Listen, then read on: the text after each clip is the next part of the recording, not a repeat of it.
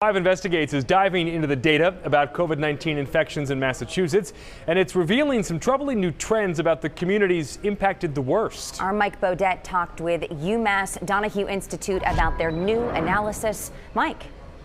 Emily and Ben, the state is releasing weekly data about the number of people infected in cities and towns and the rate of infection per 100,000 people. Now, the UMass Donahue Institute is taking it a step further, and they're discovering some disturbing findings. We know COVID-19 is hitting Chelsea hard, with by far the highest infection rate in the state when you compare the number of cases to the city's population. But a new analysis from the UMass Donahue Institute is shedding more light on the seriousness of the situation there, where people are living in close quarters and many are considered essential workers. The latest data, Chelsea just runs away from a lot of other communities. Dr. Mark Melnick is Director of Economic and Public Policy Research at the UMass Donahue Institute.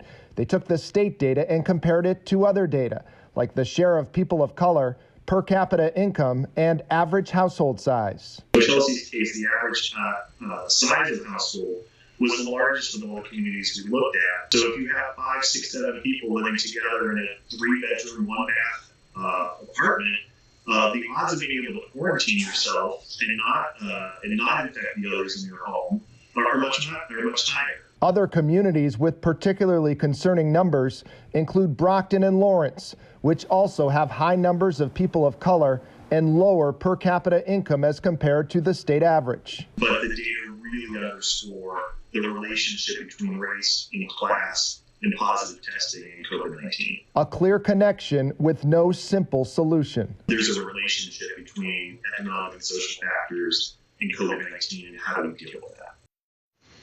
And Dr. Melnick says the data is likely not providing the full picture of what's going on because it's based on the number of positive tests in each community. And as we know, there is still a lack of widespread testing.